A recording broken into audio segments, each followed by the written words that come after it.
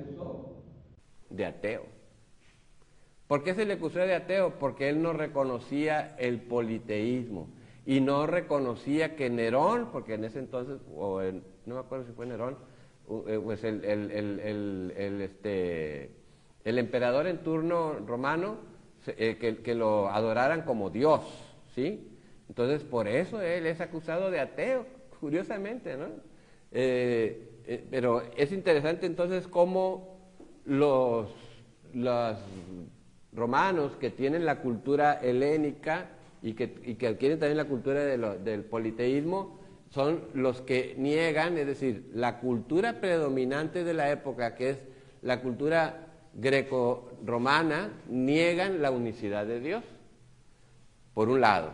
Entonces a ese grupo, con ese tipo de grupos se tuvieron que enfrentar los primeros cristianos ortodoxos, es decir, los cristianos que estaban en lo correcto, quiere decir ortodoxos, ¿sí? Pero por otro lado había quienes negaban la existencia de tres personas iguales en dignidad en él. Entonces aquí el otro problema era de parte de los judíos, que ellos postulan, y lo hacen bien, que hay un único Dios, un solo Dios. Para ellos entender que nunca pudieron entender que había un solo Dios, sí, también nosotros reconocemos que hay un solo Dios, pero en tres personas distintas. Y de ahí empiezan pues a haber diferentes dificultades, y los primeros padres de la iglesia, los santos padres, pues tuvieron que enfrentarse a esas objeciones, tanto del monoteísmo judío, que es la segunda parte, como del politeísmo pagano, en su defensa de la doctrina trinitaria.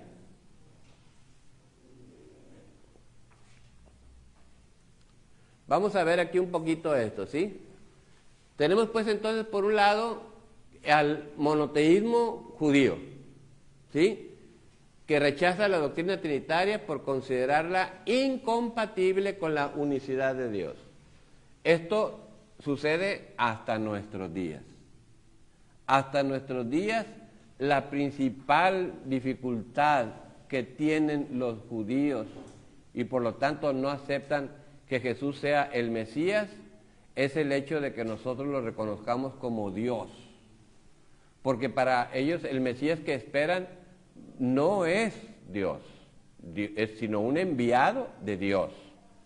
Por lo tanto, para ellos es inaceptable la doctrina de la Trinidad en el reconocimiento de tres personas distintas, pero de la misma nivel de ser, como son el Padre, el Hijo y el Espíritu Santo. Eso no lo pueden aceptar ellos, ¿sí? Entonces, está en primer lugar, pues, por ahí el problema del monoteísmo judío así recalcitrante, que no admite la doctrina de Trinidad por ese problema teológico que es, ellos defienden la unicidad de Dios, pero de tal manera que no llegan a entender que puede bien haber por la revelación tres personas distintas y un solo Dios verdadero, que para nosotros pues es algo que desde pequeños se nos inculcó, entonces no nos cuesta tanto trabajo al menos aceptarlo. Entenderlo es otra cosa, pero al aceptarlo no nos cuesta trabajo, ¿sí? Mientras que a un niño hebreo desde pequeño le dicen hay un solo Dios y nadie más, solo Yahvé existe, etcétera, etcétera, ¿no? Bueno, por otro lado, les decía, está el politeísmo pagano, que niega la existencia de un solo Dios. Y quien afirmara que hay un solo Dios, por ejemplo, a los judíos se les consideraba entonces ateos. ¿Entienden? Porque negaban el politeísmo, porque negaban la existencia de muchos dioses. Bueno, esto aquí yo me quiero ir hilvanando despacito, y si hay de parte de ustedes alguna duda, que la expresen, porque esto tiene que quedar muy claro, ¿sí? ¿Hasta ahorita vamos bien? Ok.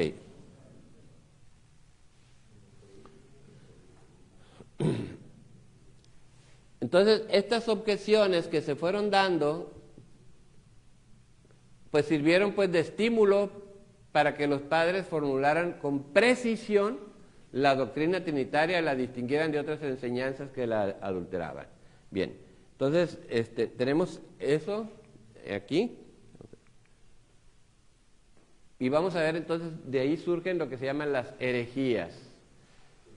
Las herejías, ¿sí? ¿Qué es en sí una herejía? Una enseñanza errónea acerca de una verdad revelada. Es la enseñanza errónea acerca de una verdad revelada.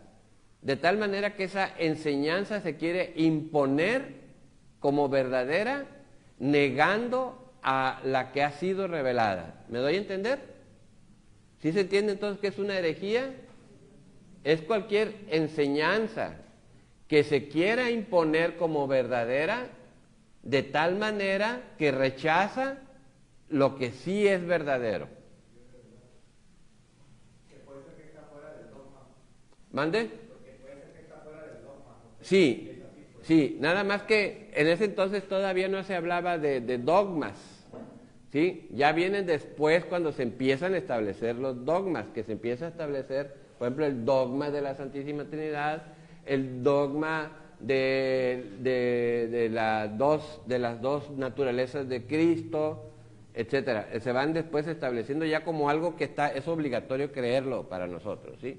Ahí apenas estamos en los albores, ¿sí? Pero ya los primeros cristianos empezaron a sentir la necesidad de defender lo que desde el principio ya se creía, pero que entonces algunos empezaron a objetar debido a lo que yo dije. Entonces es muy importante que tengamos cuál es el origen de todo. El origen de todas las demás confusiones y de las diferentes herejías que fueron surgiendo. Sobre todo ahorita nos interesa acerca de la doctrina trinitaria, porque hay otras herejías que surgieron y que están algunas mezcladas con estas de la doctrina de la cristológica, es decir, la cristología. En la cristología también hay muchas herejías que pues algunas las vamos a ver nada más de pasada porque esas se ven en el Tratado de Cristología. Ya lo llevaron, ¿no? ¿O no? Sí, ¿verdad? Ahí tuvieron que haberles enseñado esas herejías. Y si no, pues le reclaman a su maestro, ¿verdad? Sí. Si cuando después les preguntan a ustedes, ¿les enseñaron las doctrinas de la Trinidad y sus herejías? Y si ustedes dicen, no, pues sea que padre Chacho, ¿verdad? Que no les enseñó eso. Bueno, ok. Entonces, fíjense bien, las sectas gnósticas fueron las herejías más extendidas y poderosas contra los que tuvieron que luchar los padres de los primeros siglos de la Iglesia. Vamos a ver un poquito. El gnosticismo es una doctrina que es más antigua que el cristianismo. Es mucho más antiguo, porque viene desde los albores cuando empezó la civilización griega, sobre todo, por un lado, ustedes saben que los griegos tienen toda una mitología, ¿verdad?, que les sirve a ellos como marco de referencia para entender la realidad, ¿sí? Toda la mitología griega, ¿sí? Pero por otro lado también empiezan a surgir los grandes sistemas filosóficos, los más antiguos, sobre todo los que partieron de dos grandes ramas, que son Sócrates, Platón, por un lado, y por otro lado Aristóteles, ¿sí? Son los dos grandes. Y de allí empiezan a surgir diferentes maneras de entender la realidad. Eso es la filosofía. La filosofía es un acercamiento profundo a la realidad, y que fue lo que hicieron esos primeros filósofos que de 5 siglos antes, ¿sí? Entonces, de allí empiezan a surgir, sobre todo de las ramas del platonismo y del neoplatonismo, algunas escuelas gnósticas. ¿Qué es lo que...? A ver, yo aquí voy a pedirles un poquito de paciencia, ¿sí? Porque nos vamos a meter un poquito en el campo de la filosofía. ¿Qué es lo que piensa Platón? ¿Alguno de ustedes ha escuchado el mito de la caverna? ¿Has escuchado de eso, del mito de la caverna? ¿No?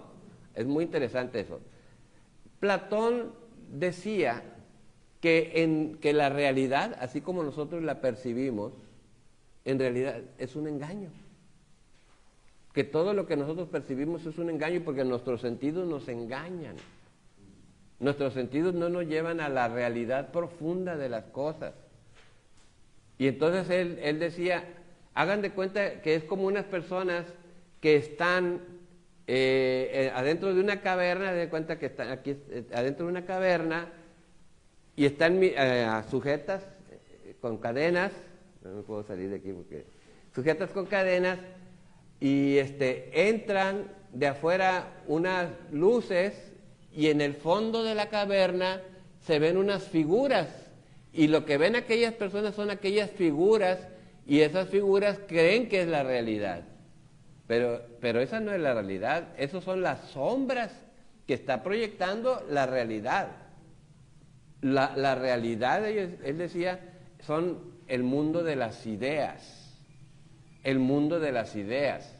Y decía, las ideas sí son reales, mientras que lo que se está proyectando es lo que nuestros sentidos llegan a captar, pero que son realmente algo engañoso. Bueno, entonces de ahí surge la idea de que todo está en la mente, que toda la realidad está en la mente y que nosotros nacimos con ideas innatas, le dice él. Así nacimos, o sea, ya desde que nacimos con las grandes ideas, pero que vamos descubriéndolas paso a paso a medida que nos vamos como liberando de nuestro propio cuerpo, porque dice Platón que nuestro cuerpo es como una cárcel del alma. Él dice eso, es como una cárcel del alma y a medida que nosotros nos vamos liberando de nuestro cuerpo, vamos cada vez teniendo un conocimiento más profundo, dice, y esa es tarea de la filosofía, eso dice Platón. ¿No nos hemos perdido? ¿No? ¿Vamos bien? Miren, en 5 minutos entendieron lo que yo entendí en 2 meses. Qué va, muy inteligentes. Muy bien. Entonces, por ahí va la idea. ¿Sí? Entonces empiezan a surgir escuelas, hasta que se habla hasta que nacen los gnósticos. Los gnósticos hablan de que la única verdad que existe es la verdad de la inteligencia, de la razón, de las ideas, y que por lo tanto, cuando ya el gnosticismo se mete en el cristianismo, cuando se fusionan, cuando algunos empezaron a aceptar el evangelio, entonces dijeron, no, es que en realidad Cristo no existió, es una idea, y lo que se trata es de adquirir un conocimiento, y se hablaban, entre los gnósticos había como una especie de conocimiento que estaba prohibido que lo conociera el vulgo, que solamente algún grupo de personas muy selectas que tenían esa capacidad de comprender estas verdades eran las que podían acercarse a la verdad, mientras que otros mejor pues que crean lo que quieran, ¿no? Vamos a decirles que sí existió Cristo, pero en realidad no fue así. Bueno, de ahí empieza a surgir las ideas gnósticas. Ahora sí vamos a leer ahí.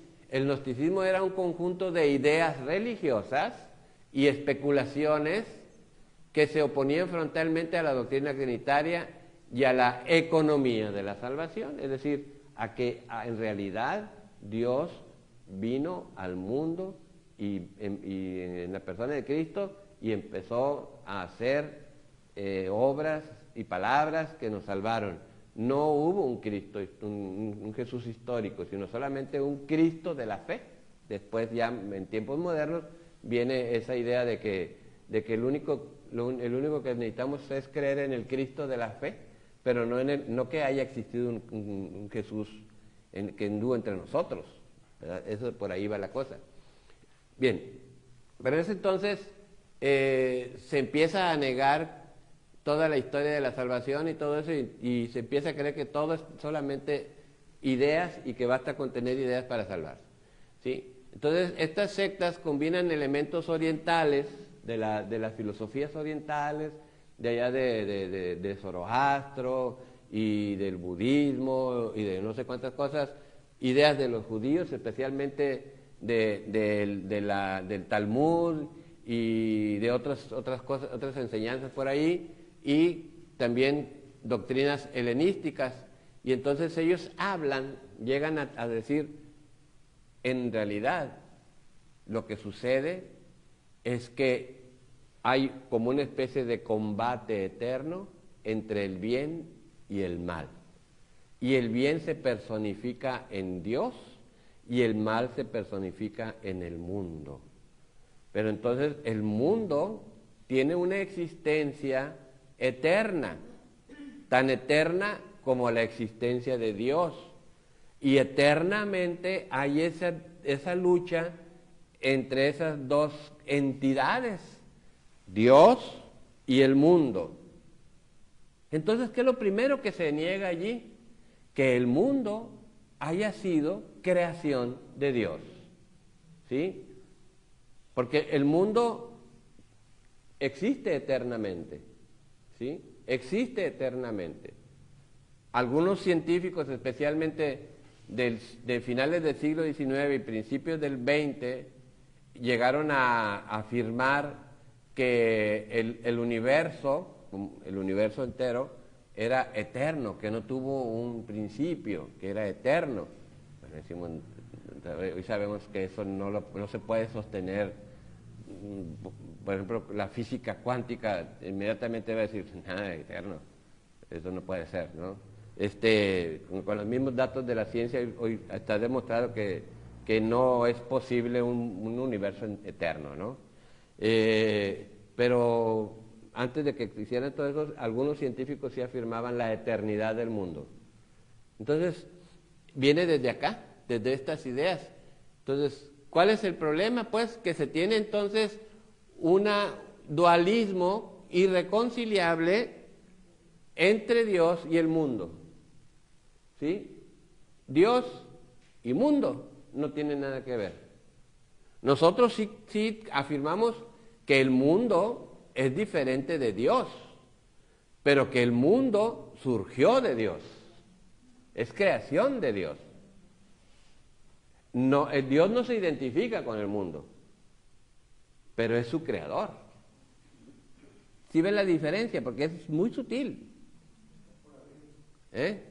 Sí, está por encima, por supuesto, sí, porque es el creador de todo el universo. Mientras que para ellos no, el mundo y Dios son igualmente eternos. Ok. Pero también esta palabrita, teogonía, ¿qué significa eso? Cuando ustedes escuchen la palabra, el sufijo gonía, ¿verdad? Siempre va a estar acompañado de algún prefijo, en este caso teo, puede ser cosmos, puede ser otra palabra, se refiere al principio, al origen, eso quiere decir. Entonces, ellos presentan un origen de las cosas en la que está separado el mundo y Dios. Y se habla de alguna manera de que Dios mismo, ¿sí? Dios mismo de algún modo, es muy complicado, no me quiero yo meter en todo ese berenjenal que hicieron ellos, de que los eones y eso, después mejor les mando un trabajo allí, en donde ustedes lo pueden leer más con calma, ¿sí? Porque si no ahorita nos vamos a hacer engrudo la noche. Bueno, entonces, esta es una teoría que degrada lo divino, porque entonces lo divino no es realmente lo que nosotros pensamos, ¿verdad?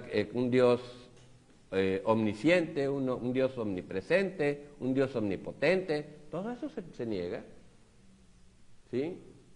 Y se empieza a aceptar nuevamente, pues, las divinidades, etcétera, etcétera. Bueno, entonces ese es el problema del gnosticismo. Ahora, los padres tuvieron que defender entonces dos verdades fundamentales frente a las herejías gnósticas. En primer lugar, ellos negaban que entre las tres divinas personas hubiera igualdad. Igualdad, aquí tengo que decir esta palabra, ontológica, en el ser. No hay, algunos gnósticos llegaron a afirmar que, así como que si Dios Padre fuera más en el ser, o sea, más Dios que el Hijo, y que el Hijo era más Dios que el Espíritu Santo. Y ahorita nosotros vamos a afirmar algo que se refiere al origen, pero no al ser. En cuanto al ser, el Padre, el Hijo y el Espíritu Santo tienen el mismo nivel de ser, que es un nivel eterno. Hasta ahorita aquí vamos a decir esto, después vamos a aclarar algunas cosas. A ver, veo sus caras un poquito como que... ¿Cómo vamos? ¿Vamos bien o le damos para atrás? ¿Vamos bien? Bueno. Ok, entonces es lo primero que los padres... Eran muy inteligentes los primeros padres, la verdad, porque es admirable lo que ellos hacían. La igualdad de las tres personas. Y lo hacían ellos con un conocimiento de la filosofía de la época muy profundo. Muy profundo. Para hacer un paréntesis aquí, hay un señor que se acaba de morir hace poquito, que ya les he hablado de él, y que tiene un nombre que nos confunde, porque se llama John Lennox. Y a veces pensamos en John Lennon, el Beatle, ¿verdad? El que cantaba. No. Este era un matemático cristiano, que tuvo la capacidad, porque era un científico de la Universidad de Oxford o de Cambridge, no me acuerdo cuál de los dos, pero de una universidad de mucho prestigio, era profesor profesor de una de esas dos universidades, y que él tuvo la capacidad de poder responderle desde la ciencia a aquellos que se llaman los nuevos ateos, porque los nuevos ateos, que sobre todo es un grupito que le llaman los cuatro jinetes del Apocalipsis, son cuatro, ellos empezaron a escribir libros, como hay uno que se llama Dawkins, que escribió el gran espejismo de Dios, donde él, según con datos de la ciencia, demostraba la imposibilidad de la existencia de Dios, que todo es un mito. Y paz, llega John Lennox y se sienta con él, y varias veces que se sentó con él, el otro quedó como perro apaleado, ¿verdad? Porque, o sea, le demostraba con la ciencia. ¿A qué voy con esto? Es lo que hacían estos primeros padres. No eran gente que hablara así nomás, y aquí tenemos un aprendizaje muy importante. No se trata solamente de decir, oye, ¿tú por qué crees? Pues porque mis padres me lo inculcaron. No, señor. ¿Qué dice San Pedro? Demos razón de nuestra esperanza, que es lo mismo, demos razón de nuestra fe. Sepamos argumentar. Para eso son estas clases. Para que ustedes sepan argumentar como lo hicieron estas gentes, que con argumentos sólidos fueron demostrando el error, por ejemplo en este caso de los gnósticos. El error en el que estaban ellos, les demostraron que era imposible sostener lo que ellos decían. Y por otro lado también, pues defendieron el rechazo, o mejor dicho, rechazaron el dualismo, ¿sí? El de sostener eso de que había una lucha constante e igual de la misma magnitud entre el bien y el mal. Hoy día todavía algunos cristianos que no se han dado la oportunidad de una buena formación, se hacen la idea de que como si Cristo y Satanás fueran igual, de la misma fuerza. No, para nada. Para nada. Cristo es omnipotente, es todopoderoso, porque es Dios, mientras que el diablo es una criatura. ¿Sí? Es una criatura. No se puede comparar para nada con el poder de Jesucristo, ¿verdad? Por eso es tan importante que nuestras creencias, que cuando, ay, que el diablo y que y el otro, si Cristo está conmigo, ¿quién está contra mí? No puede el diablo contra él. Sí puede contra mí, por supuesto, porque yo sí soy mucho más débil que el diablo, pero tengo a alguien a mi lado que es omnipotente, poderoso hasta el infinito, pues, ¿sí? Entonces, pero existe a veces esa idea de la lucha entre el bien y el mal y pensamos que el mal tiene tanta fuerza como el bien. No, no es así. No es así. Y eso viene desde entonces, desde esas ideas dualistas. Por ejemplo, en el libro de Job, al inicio, ahí queda manifestado eso que usted dice, que Dios es más poderoso que el demonio. Así es. Cuando viene y le pide permiso a Dios para tentar a Job, Exactamente. ahí está bien clarito que Dios es lo que dice, es súper poderoso, es más Sí, poderoso. y es el que, así es. Por ejemplo, una cosa que nos cuestionamos, sobre todo las primeras experiencias que tenemos los exorcistas, cuando decimos, bueno, pero ¿por qué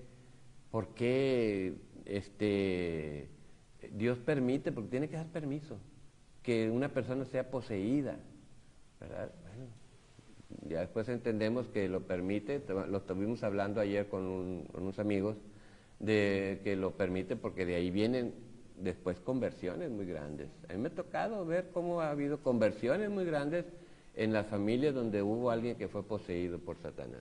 Bueno, entonces, los gnósticos, ¿qué afirmaban? ¿Qué es lo que afirmaban?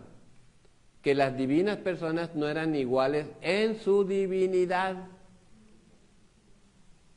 que existían más de tres. Llegaron a pensar que la sabiduría era, o sea, en lugar de hablar de Trinidad, hablaban de cuatridad, ¿sí?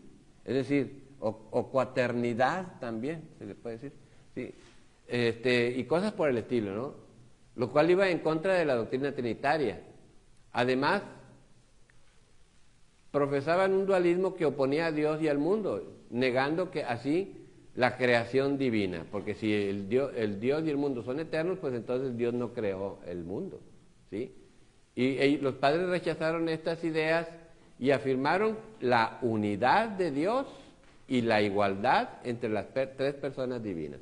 Y es muy interesante, allí ustedes en sus apuntes hay descripciones muy bonitas, pero aparte es muy interesante leer directamente de los padres, de estos padres que primero que empezaron a defender el dogma trinitario, cómo lo fueron haciendo de una manera que es para nosotros muy actual, muy actual.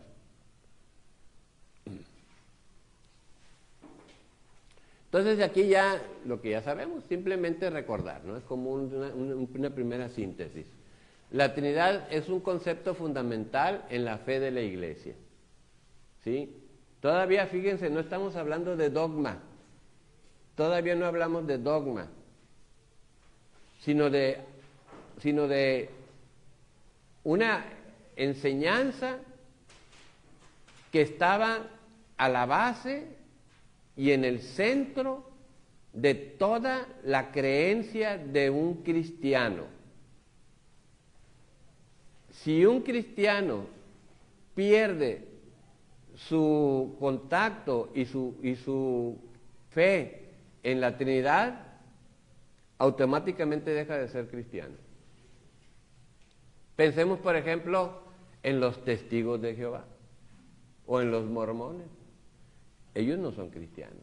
Por eso la Iglesia Católica no admite el bautismo ni de los mormones ni de los testigos de Jehová. ¿Por qué? Porque ellos niegan la divinidad de Jesucristo. Niegan, por lo tanto, el dogma de la Santísima Trinidad. Porque al negar la divinidad de Jesucristo, automáticamente están negando la Santísima Trinidad. ¿Sí se entiende esto?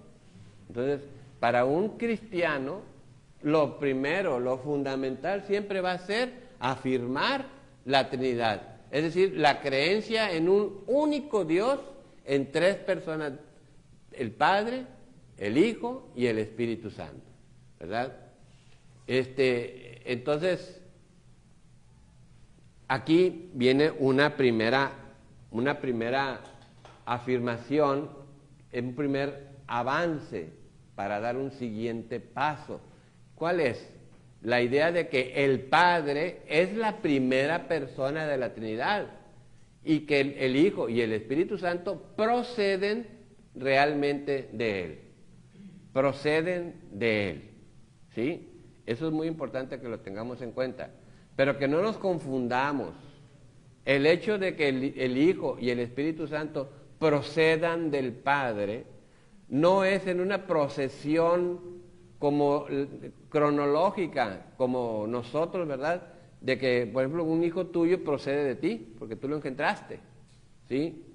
Y en el tiempo tú tuviste primero y después vino tus hijos, ¿verdad? ¿O nacieron igual tu hijo y tú? No nacieron en el mismo tiempo. En el caso de la Trinidad no es así, es una procesión eterna, ¿sí? Es una procesión eterna. Entonces, digamos, en cuanto el hecho de la procedencia, está primero el Padre. Pero lo que confundió a muchos, y ahorita lo vamos a ver, fue que confundieron la procedencia con el nivel del ser. Porque entonces decían, si el Hijo procede del Padre, entonces por lo tanto el Padre es superior en el ser que el Hijo. Y entonces el Hijo es como una semidios o como vamos a ver ahorita, una criatura de Dios o algo así, pero no es Dios. Y por lo tanto, pues el Espíritu Santo, pues ni quien lo pelara, ¿verdad? Ni quien le hiciera caso. Bueno.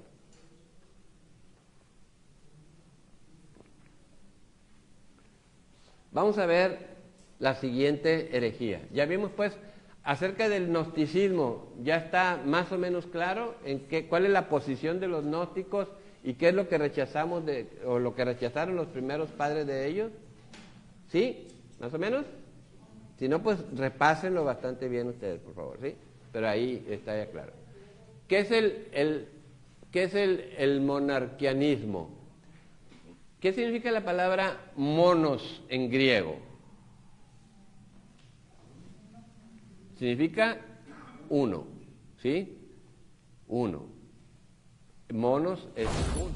De ahí viene, por ejemplo, ¿se acuerdan de que antes de que existiera el sonido estereofónico, ¿cuál existía?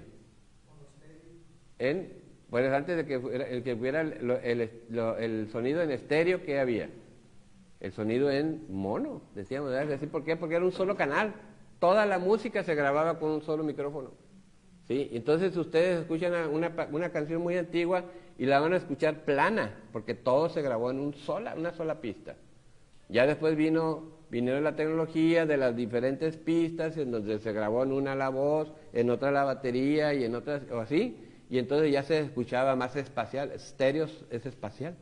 Bueno, de ahí viene la palabra mono, ¿sí? De ahí viene la palabra también monarquía, por ejemplo, que es en donde manda uno, etcétera. Bien, entonces, la monarquianismo, ¿qué significa? Es la herejía que niega la trinidad de personas en Dios. Se basa en la idea de que Cristo no es verdaderamente Dios o que no es un subsistente realmente distinto del Padre. Hay dos líneas de monarquianismo. Vamos a ver, primero está el adopcionismo, ¿sí? Que considera que Cristo es un hombre divinizado, que de alguna manera Dios Padre lo adopta y lo hace como si fuera su hijo. Como si fuera su hijo. Pero en realidad no es de la misma naturaleza que él. Por lo tanto, se niega la divinidad. Cristo es alguien muy especial, diferente a todos los demás criaturas del mundo, pero no es Dios, sino que es nada más como así, como que Dios lo asume a Cristo y le da unos poderes divinos, un poquito así como se acuerdan en la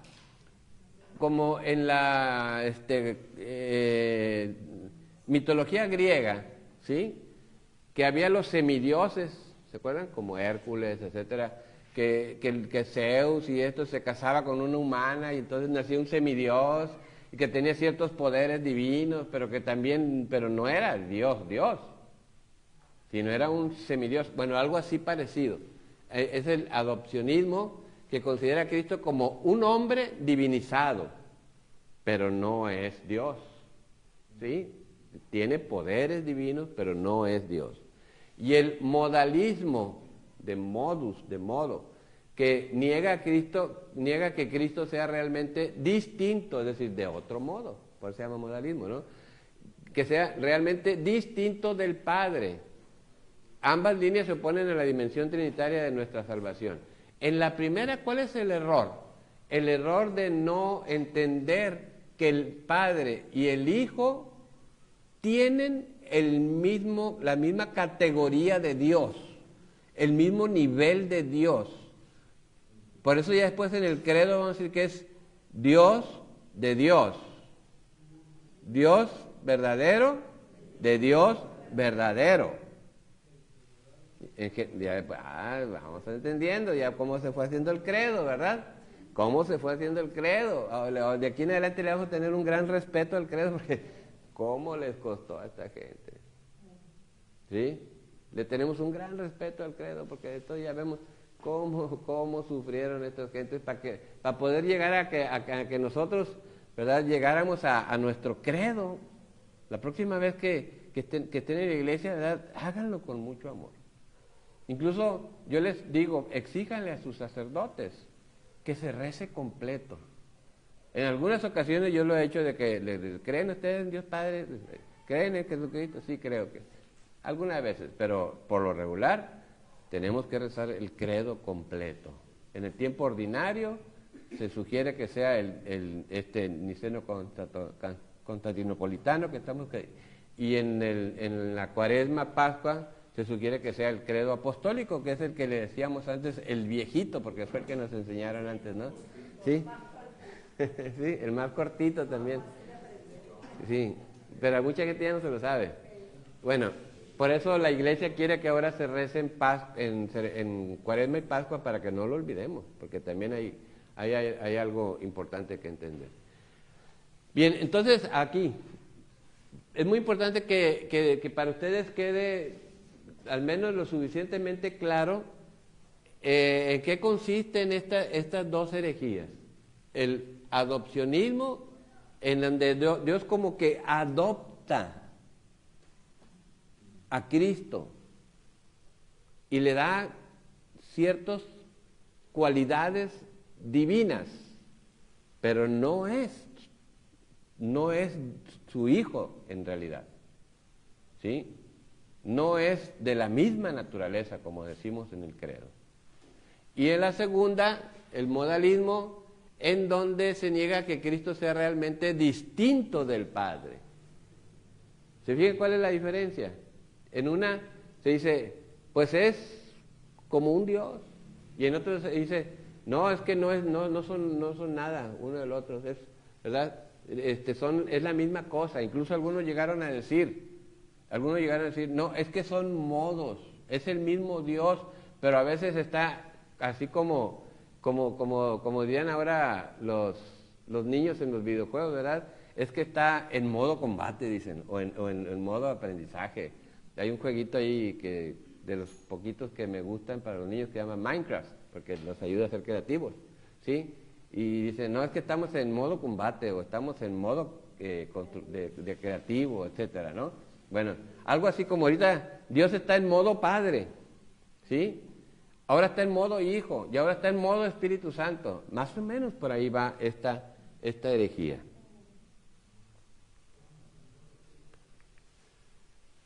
Bien. Antes de entrar aquí a este asunto, vamos a dejar un momento de descanso, porque seguramente sus cabezas están muy calientes.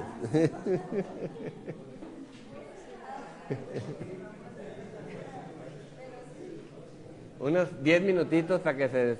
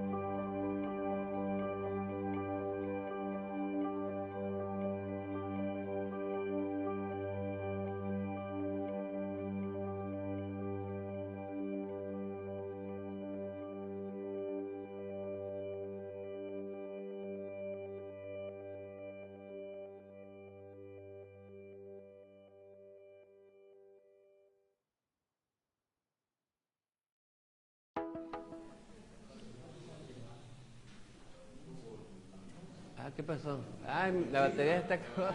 No le dura la batería a mi computadora. No sé por qué. ¿Dónde está Luis?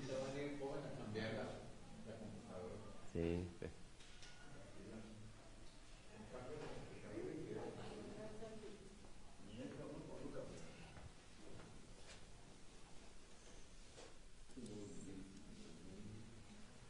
Se está acabando.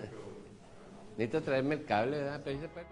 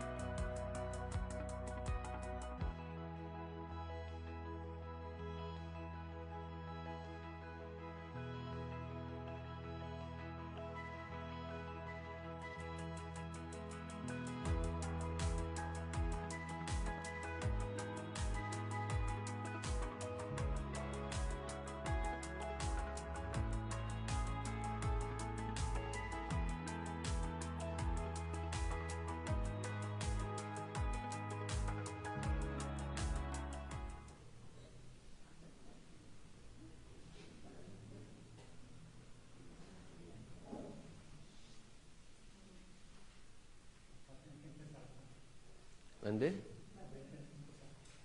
Ok, vamos a ir pasándole ahí.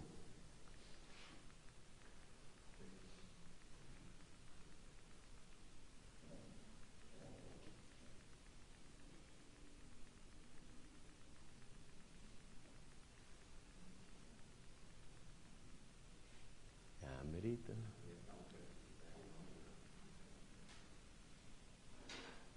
Ahí estamos. Muy bien, gracias. Nomás que aquí no está ampliada como ya acá yo ya presenté ampliada pero no importa. No importa. Ok. Vamos ahora con otro problema que es una herejía que se dio, que se llamó, que era derivada de lo anterior, que se llama subordicianismo, ¿verdad?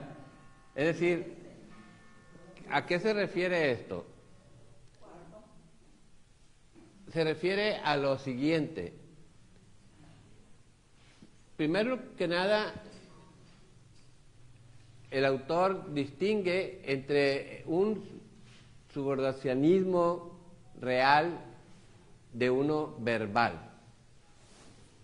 Recuerden, y esto hay que tener muy presente, que los primeros cristianos se están enfrentando a culturas que se oponen a la fe cristiana, y aquí particularmente, ¿mande?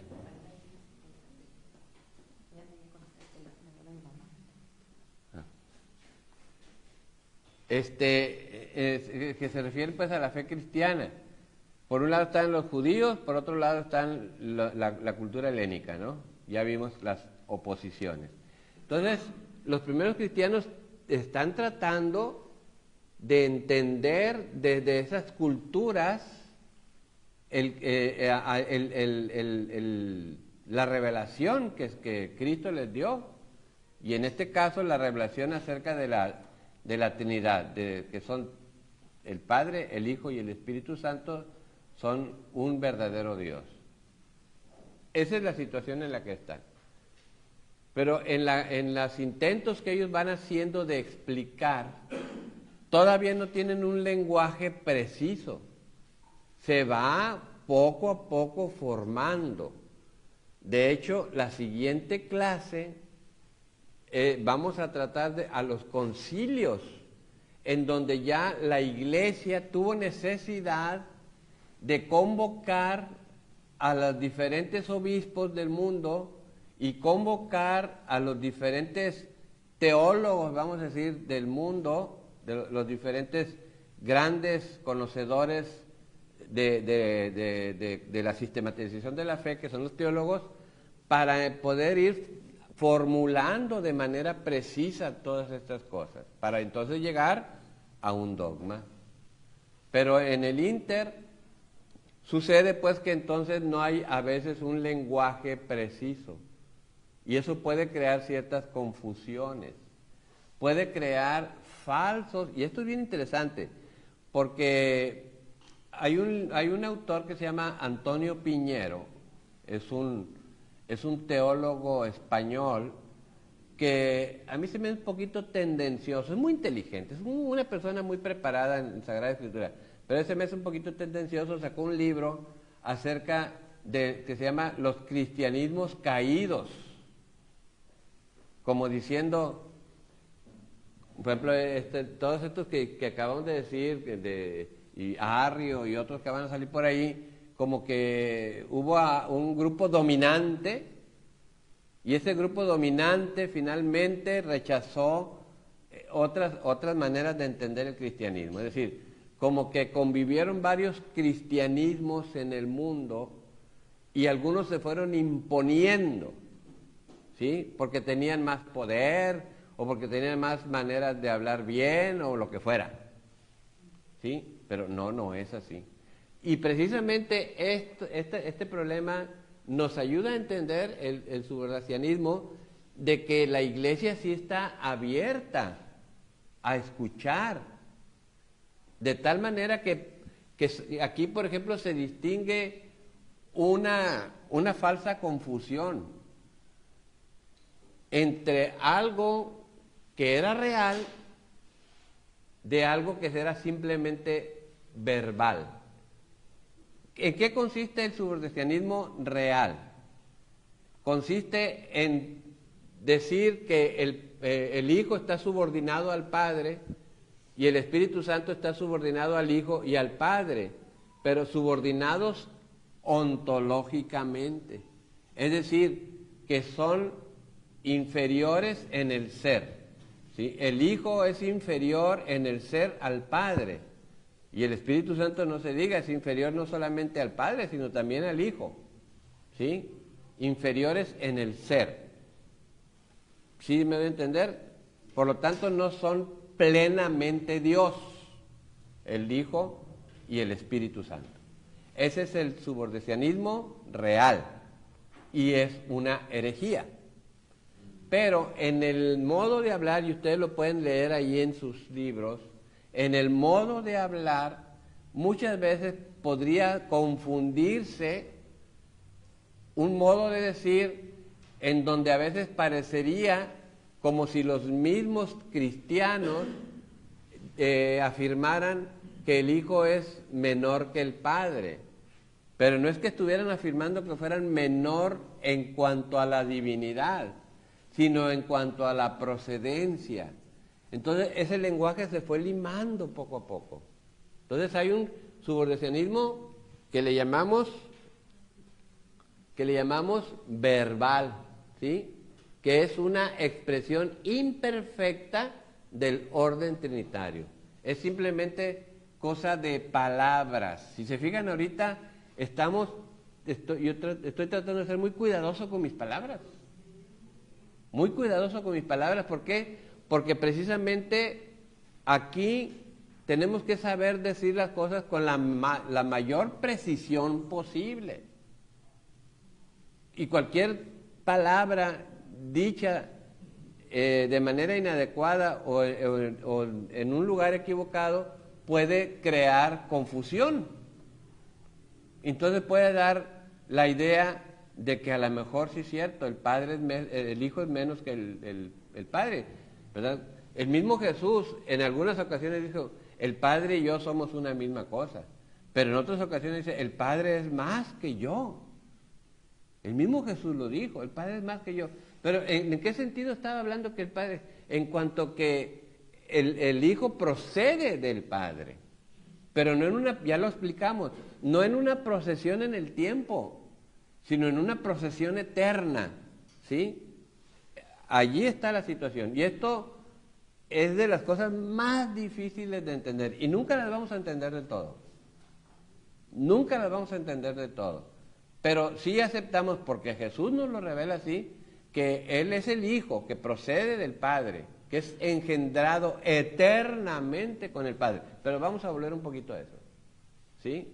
No es engendrado en el tiempo, sino engendrado eternamente. El Padre está engendrando eternamente al Hijo. Y el Espíritu Santo procede eternamente del Padre y del Hijo. Y recuerden que más adelante lo vamos a ver, cómo los ortodoxos se separaron de los católicos de Occidente, de nosotros, los latinos, precisamente por esa discusión del filioque, que lo vamos a ver cuando veamos la parte del credo, en donde ellos no estaban de acuerdo cuando nosotros los católicos de Occidente decíamos que el Espíritu Santo procede del Padre y del Hijo. Eso es filioque, es y del Hijo. Eso quiere decir filioque, ¿no? ¿Cómo? No, pero no me meta a otras cosas, porque estamos aquí, vamos despacito, ¿sí? Entonces, procede del Padre y del Hijo. No, ellos dicen, no, procede del Padre por el Hijo, no del Hijo. Y bueno, en realidad, actualmente ambas posturas se aceptan, no hay problema. Los católicos aceptamos ambas posturas, lo vamos a explicar, ¿sí? Cuando entremos en el tema del Espíritu Santo. Ahorita, por lo pronto es, lo que me interesa subrayar es eso, ¿no? Que una cosa que alguien afirmara categóricamente que el Hijo es inferior en el ser al Padre, y por lo tanto el Espíritu Santo es inferior al Padre y también al Hijo. No, en el ser son en el mismo nivel, es decir, en el más alto nivel, vamos a decirlo así, ¿ok? ¿Estamos bien aquí?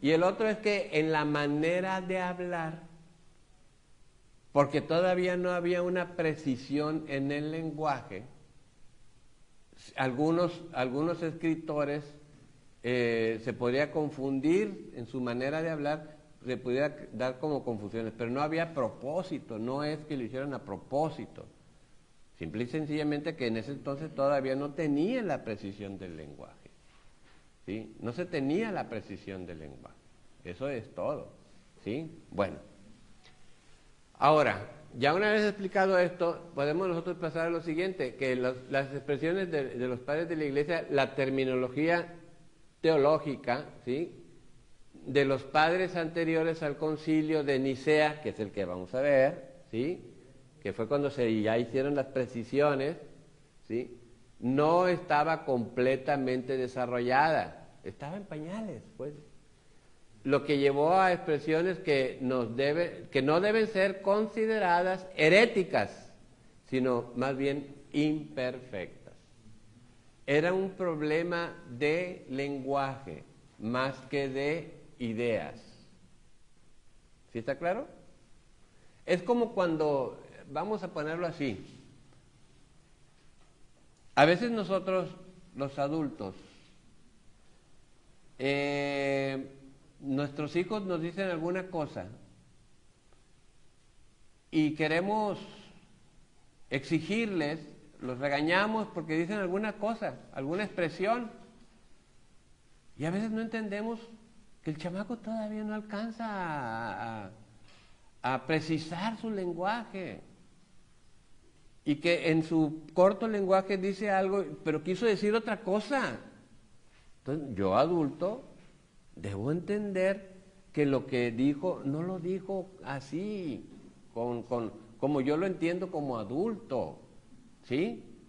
No sé si me estoy dando a entender. Ustedes, los papás, seguramente les pasa muy seguido, Y entonces a veces los papás cometen la torpeza de pensar que el hijo quiso decirle algo así tal cual, pero es que tiene su lenguaje todavía limitado, está todavía madurando. Sabemos que el cerebro del ser humano madura hasta los 23, 24 años, termina su maduración biológica, fisiológica. Entonces no se le pueden exigir peras al olmo. Algo así pasaba con nuestros primeros pensadores cristianos. Estaban tratando de encontrarle y todavía no tenían todas. Por eso entonces la iglesia hace el concilio. Aquí hay alguna cosa que es muy importante que quiero señalar. Esto no era solamente académico, hermanos. La cosa es que empezaron a hacerse grupos separados dentro de la iglesia, en donde empezaron a convivir diferentes tipos de cristianismos, que es lo que dice Antonio Piñero, ¿verdad? Entonces, diferentes cristianismos que empezaron a tener pugna y empezaron a crearse sectas heréticas. Y una de las más famosas fue precisamente el arrianismo, que ahorita vamos a hablar, ¿sí?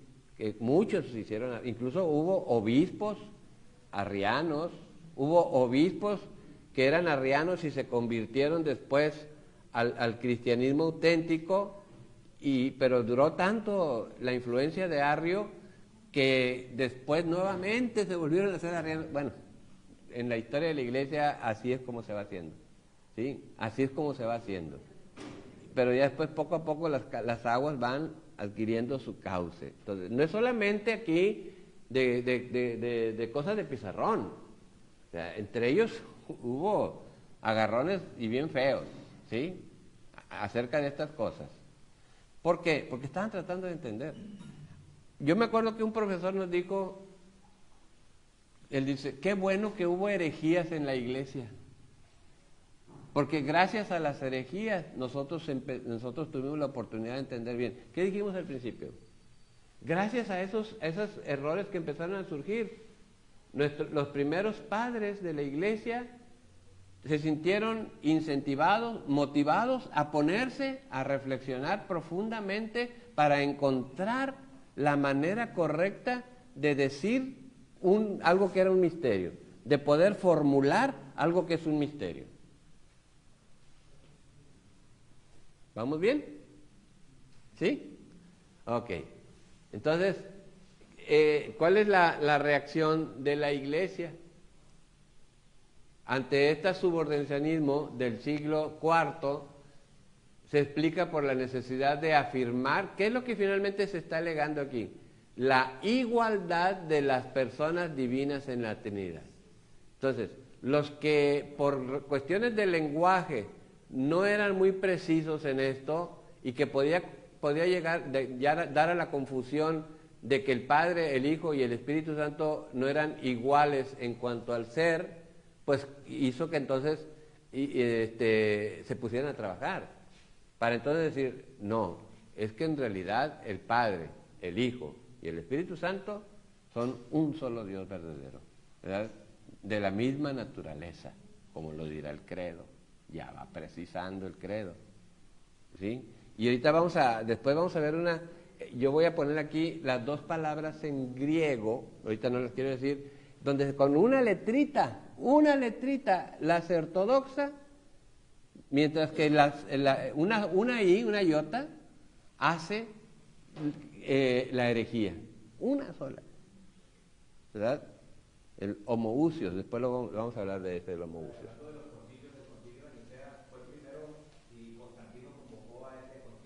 Sí, fue Constantino. Y yo estaba, no sé si era verdad, pero vi una nota que decía que Constantino convocó al concilio y se definió porque Jesús era el verdadero Dios y el verdadero hombre. Y que al tiempo él se convirtió al arrianismo y que revocó esa decisión que tomó y que hubo un pleito en la iglesia. Así es. Y luego el hijo de Constantino lo volvió a afirmar como verdadero Dios y verdadero hombre. Este señor, sí. Así es. Sí, nada más que Constantino pues era un convenenciero, ¿no? O sea, en realidad, él no, en realidad, aunque hizo mucho bien a la iglesia, de hecho los ortodoxos lo consideran San Constantino, ¿no? Nosotros no. porque en realidad él tenía intereses políticos. Pero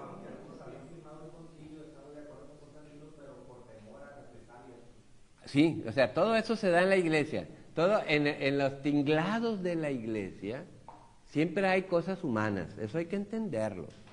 ¿Sí? Pero como dice el dicho, Dios escribe derecho en renglones torcidos. ¿Sí? Dios escribe derecho entre renglones torcidos. En esos tinglados en los que se da la historia, porque la historia así es. La historia se va formando por los seres humanos que estamos llenos de pasiones, de intereses y eso, pero la verdad se va como abriendo paso en medio de todas esas situaciones, ¿sí? Es muy, muy interesante. De hecho,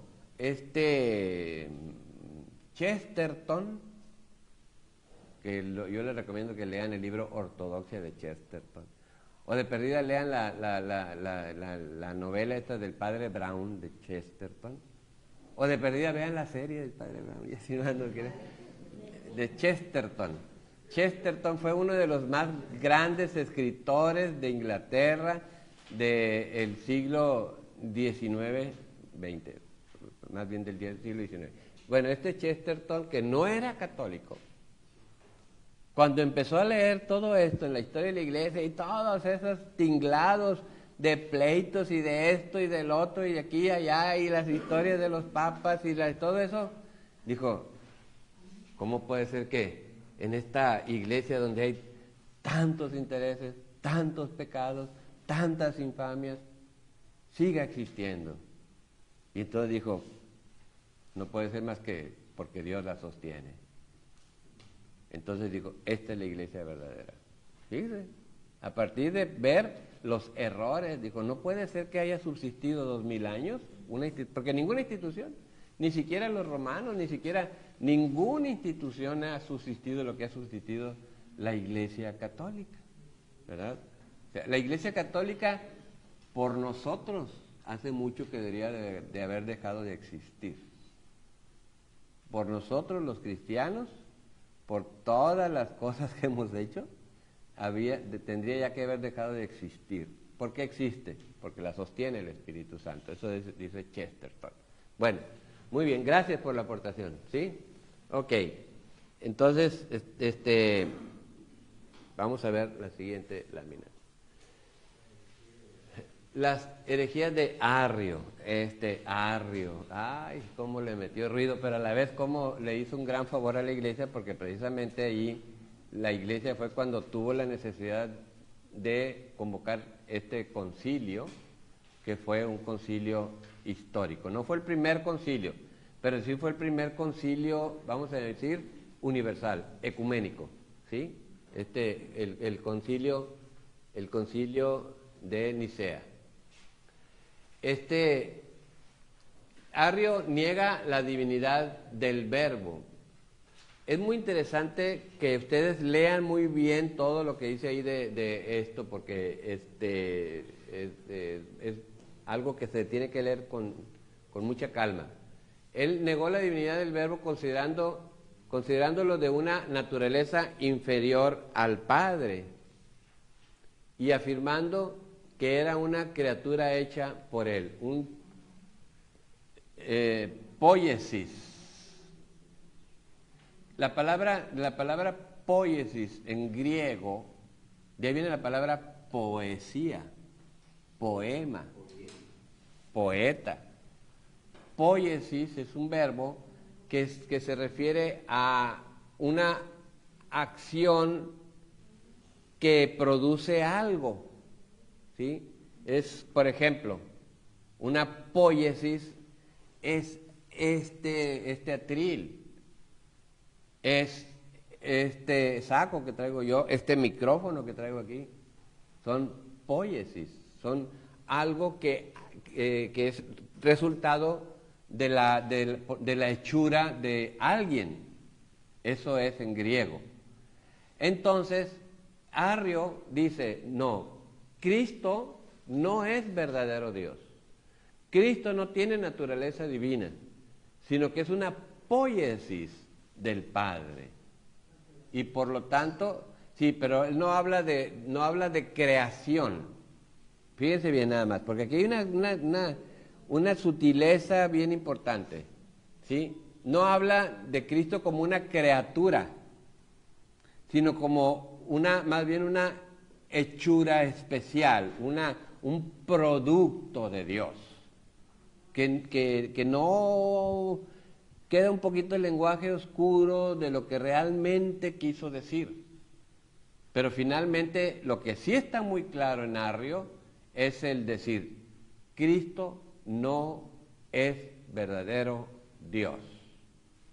Y como Arrio era un obispo que tenía mucha influencia, que sabía que era muy bueno para hablar, era una persona que tenía mucha capacidad, muy inteligente y muy bueno para hablar, pues convenció a un montón de gente.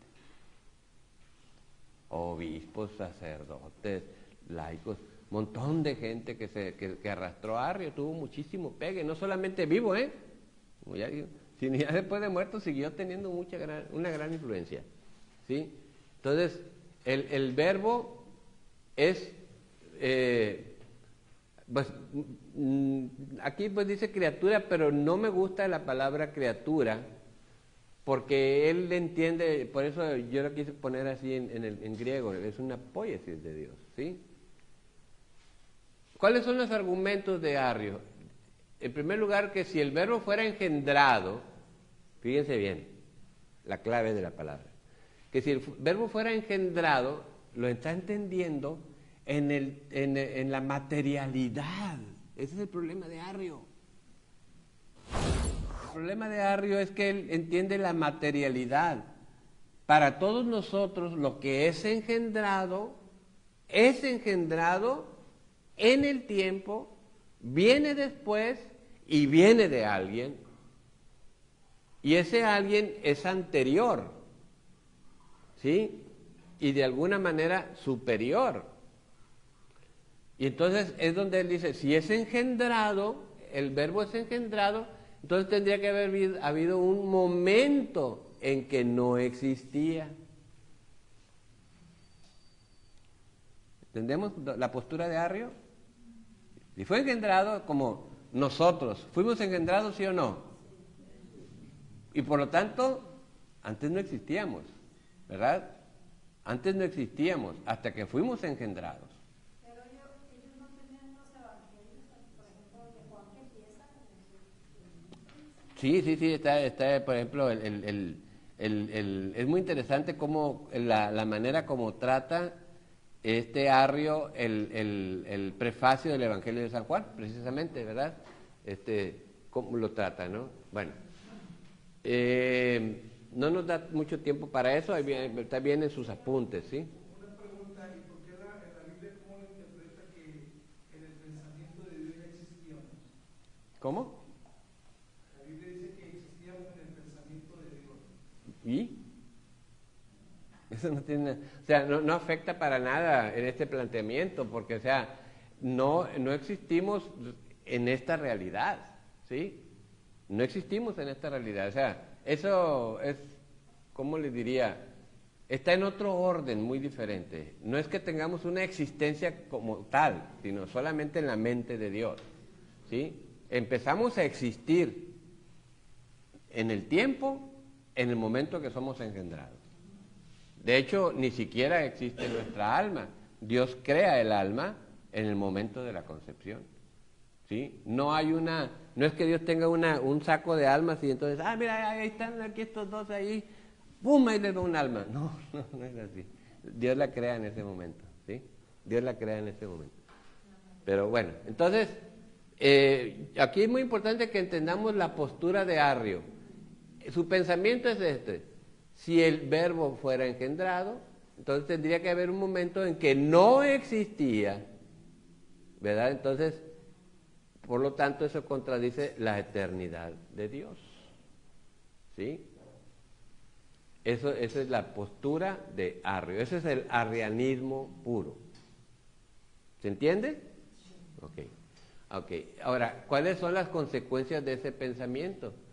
La herejía de Arrio no solo niega la existencia eterna del Hijo, sino que también compromete la posibilidad de la paternidad de Dios. Porque si el Hijo no es engendrado en la eternidad, sino que es engendrado en el tiempo, por lo tanto, no existe la paternidad eterna del Padre. Se está negando también la paternidad. Ese es otro de los problemas implicados en esta herejía. Por lo tanto, prácticamente Arrio está negando toda la revelación de Jesucristo. Le está negando, le está echando por los suelos, ¿sí? En su afán de querer defender la divinidad de Dios, ¿sí? Pero a expensas de la divinidad del Hijo. ¿Por qué? Porque ¿dónde se le atoró el pensamiento a Arrio? A lo mejor a nosotros ya no se nos atora tanto porque pues estamos acostumbrados, pero él se le atoró en la palabra engendrar, porque él la entendía de manera material, ¿sí? Y no la entendía de manera divina, de manera espiritual. Ese era el problema de Arrio, que jaló a mucha gente, ¿no? Bueno, es muy interesante seguir estudiando a Arrio, casi no se lee, ¿verdad? Y vamos por el último de las herejías, que es los neumatómacos. Los neumatómacos. Como diría mi querido maestro, el padre Monseñor Antonio Agredano, si se negaba la divinidad del Hijo, él utilizaba esa palabra, conti más la del Espíritu Santo, ¿verdad? No, pues si el Hijo, pues menos el Espíritu Santo, ¿verdad? Entonces, y fíjense qué curioso, porque aquí sucede un fenómeno doble, interesante. En primer lugar, ¿cuál es el origen de la herejía? ¿Cuál es el origen de la herejía? La herejía de los neumatómacos, que significa negar el Espíritu, ¿verdad? Negar el Espíritu, surgió como una negación de la divinidad del Espíritu Santo, especialmente entre aquellos que ya negaban la divinidad del Hijo, como les dije ahorita. Si se negaba al Hijo, se negaba la divinidad del Hijo, pues más la del Espíritu Santo. Y se dijeron muchas cosas, ¿verdad? Muchas. Ya dije algunas, que cuando se hablaba del Espíritu Santo se hablaba del Espíritu del Padre, ¿verdad? Como hablar de nuestro espíritu, mi alma, ¿sí? El Espíritu del Padre, o el Espíritu del Hijo. Pero no es que fuera una persona real, y menos que fuera divina. ¿Sí? Estaba fuera de todo pensamiento. Entonces, se niega la divinidad del Hijo, entonces en automático se niega la divinidad del Espíritu Santo. San Atanasio, que es uno de los primeros grandes pensadores y que fue uno de los grandes defensores del Concilio de Nicea, que vamos a ver, advirtió que la negación de la divinidad del Espíritu Santo subvertía todo el dogma trinitario, afectando la comprensión de la relación entre las tres personas divinas. Decía, es que si se niega que el Espíritu Santo sea Dios, entonces cuando leemos, por ejemplo, el pasaje de la Anunciación, de la Encarnación, en donde se dice que es obra del Espíritu Santo, entonces, es decir, ¿cómo va a ser obra de un ser inferior? Decía San Atanasio. ¿Cómo el Verbo de Dios, que es Dios, va a ser obra de un ser inferior? Entonces, con esto no se están dando cuenta todos que negar que el Espíritu Santo es Dios, pues es negar toda la Trinidad. Por lo tanto, entonces es negar negar, por ejemplo, el hecho de que Cristo es verdadero Dios, que fue engendrado en el seno de la Santísima Virgen como hombre. Porque no puede ser engendrado, ¿verdad?, en el seno por el poder de un espíritu que es inferior a Dios. A ver, ¿vamos por ahí o no? ¿Vamos bien? Bueno, esto hay que darle muchas vueltas. Tener paciencia, ¿sí?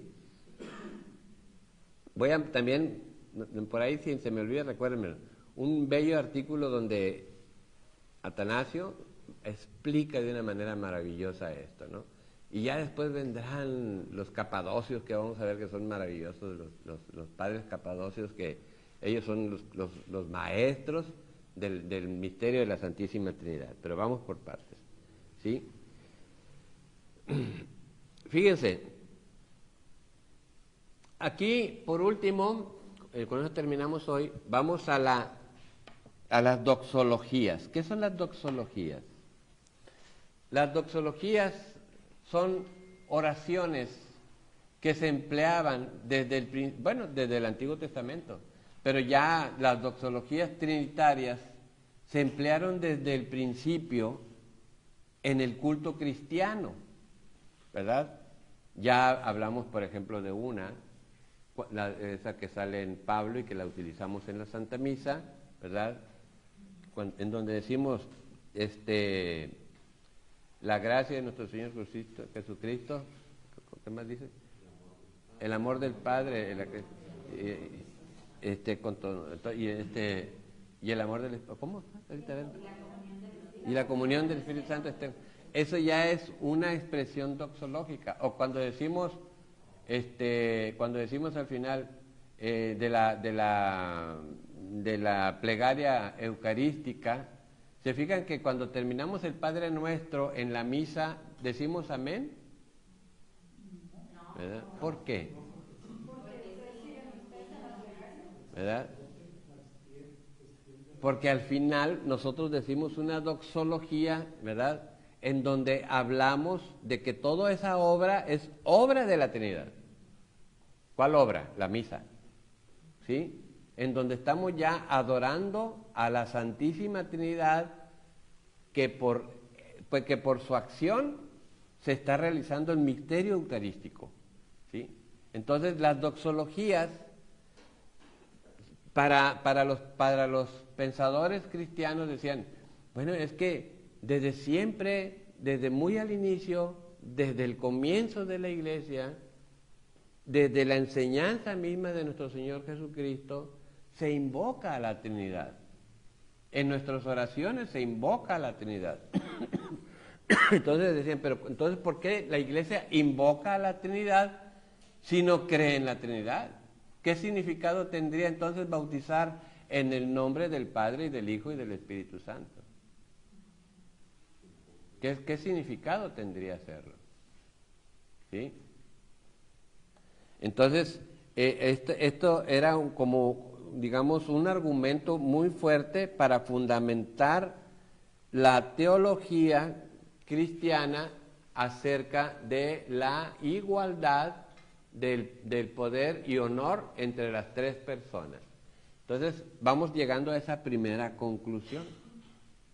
Una primera conclusión, entonces, es que en estas herejías que acabamos de escuchar, después de estarle buscando, ya se tiene una base sólida, que después ya se va a pulir en el concilio, que vamos a ver la semana que entra, ¿sí?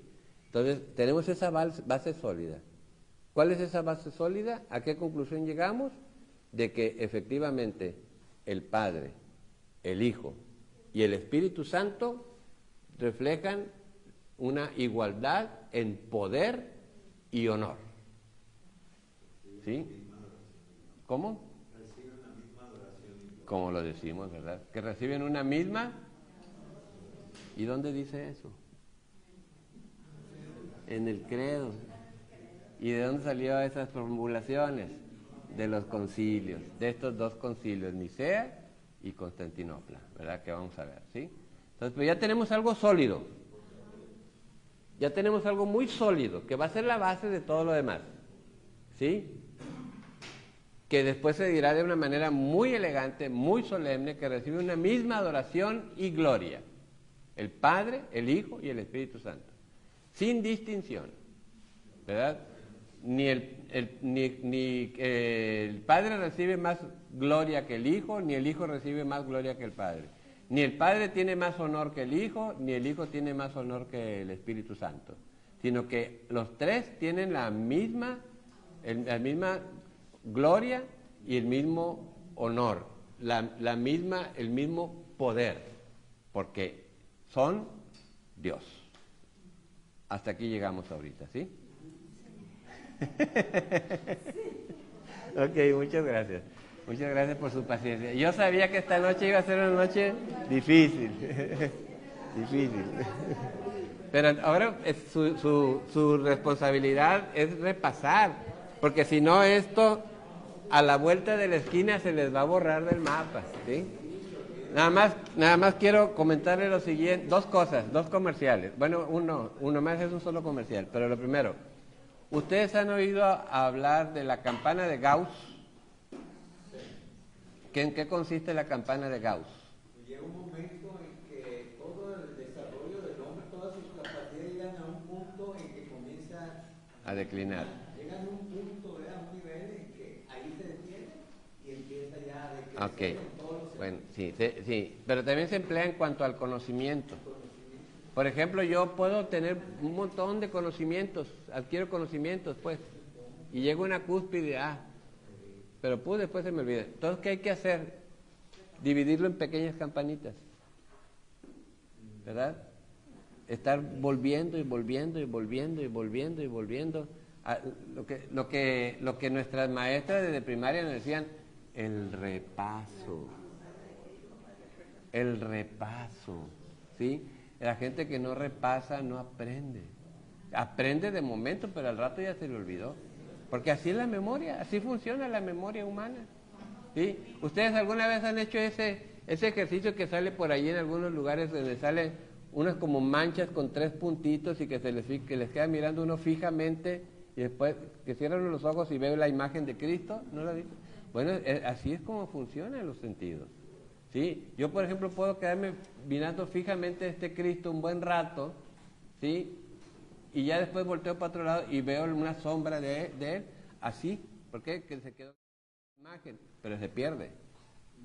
Igual nuestra memoria así funciona. Entonces, si no repasamos, hagan de cuenta como si nada hubiera pasado. Y el Gauss, G-A-U-S-S, campana de Gauss, sí. Bueno, espérese, no se me desespere, falta el comercial. Falta el comercial. Sí, falta la segunda hora. No sé qué. Ok, esta invitación es la siguiente. Con el favor de Dios, todavía no hemos precisado porque no he podido yo sentarme a platicar con Monseñor Luis Manuel López, que es el párroco del santuario, porque ambos hemos andado bastante ocupados, gracias a Dios, ¿sí? Él acaba de ir a Guadalajara a hacer unos ejercicios y yo anduve también aquí trabajando. Entonces, yo he estado preparando unos ejercicios espirituales que pienso que pueden ayudar mucho, ¿verdad? Ya he estado haciendo algunas publicaciones por ahí a través del Facebook, no sé, a ustedes no les he mandado nada porque siento que no debo de atiborrarlos ahí con cosas en él. Pero estos ejercicios tienen como título Somos como dioses rotos, así se llama, ¿sí? Entonces es muy interesante, de veras es muy interesante porque es un análisis profundo de nuestra propia realidad confrontada con lo que Dios siempre ha querido de nosotros y que a lo mejor por circunstancias de la vida no hemos podido alcanzarlo. De eso van a tratar los ejercicios espirituales. Las fechas, como les digo, todavía no las concretamos, pero pues es en la Cuaresma, ¿no? En estas, no sé si la primera o segunda o tercera semana de Cuaresma van a ser, probablemente esa semana de Cuaresma no vayamos a tener clases. ¿Por qué? Porque pues yo voy a estar dedicado en las noches, en las tardes y en las noches a dar esta tanda de ejercicios espirituales, ¿sí? Así que pues de antemano les quiero decir, pero ya les diré con tiempo, le diré también al Padre Fito, cuál es la semana que se eligió para que fuera la tanda de la noche, ¿sí? Que no va a afectar a la tanda de la tarde, sino la de la noche nada más, ¿sí? Te damos gracias, Señor, por habernos permitido estar aquí esta noche. A ti que vives y reinas por los siglos de los siglos. Muchas gracias, gracias también a los que nos siguen por Zoom.